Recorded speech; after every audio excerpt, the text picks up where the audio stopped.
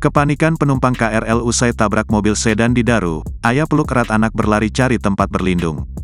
Beredar video suasana kepanikan penumpang KRL Tanah Abang Rangkas Bitung usai kereta menabrak mobil di petak stasiun Daru Tiga Raksa, Kamis, tanggal 8 Februari tahun 2024. Detik-detik mencekam kecelakaan itu terekam dan viral di media sosial, salah satunya akun Instagram @info_rangkas_bitung pada Kamis, tanggal 8 Februari tahun 2024. Terlihat suasana di dalam kereta di mana sejumlah orang berlarian mencoba menyelamatkan diri.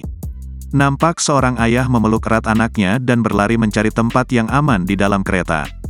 Bahkan terdengar juga suara seorang anak tengah menangis di dalam kereta. Sementara itu petugas KRL mencoba menenangkan penumpang dan meminta penumpang untuk tetap duduk. Sebelumnya berdasarkan informasi yang dihimpun, kereta rel listrik menabrak mobil penumpang di lintasan stasiun Daru Lebak. Dalam video yang beredar terlihat kereta tersebut menabrak mobil berwarna merah hingga ringsek. Di sisi lain, External Relations and Corporate Image Care PT KCI, Leza Arlan membenarkan peristiwa tabrakan itu.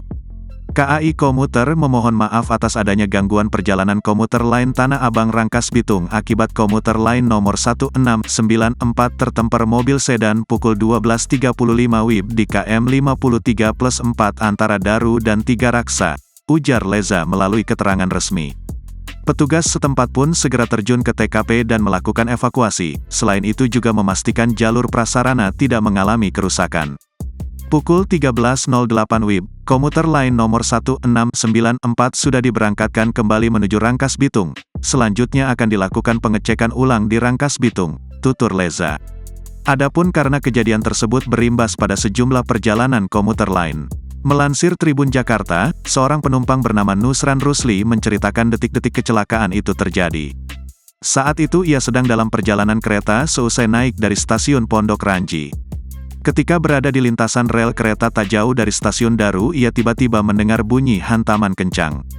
Nasrun juga melihat dari jendela gerbong jika ada kepulan asap di luar.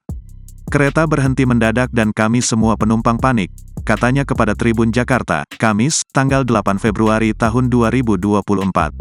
Pintu gerbong pun terbuka usai kecelakaan itu. Nusran dan temannya kemudian turun untuk melihat apa yang sebenarnya terjadi.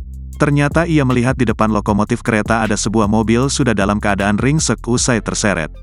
Ia melihat ada korban jiwa dalam peristiwa tersebut. Tak hanya Nusran, ada banyak penumpang yang ikut turun dari gerbong. Setelah kurang lebih 1 jam lamanya menunggu, para penumpang diminta naik lagi ke gerbong kereta.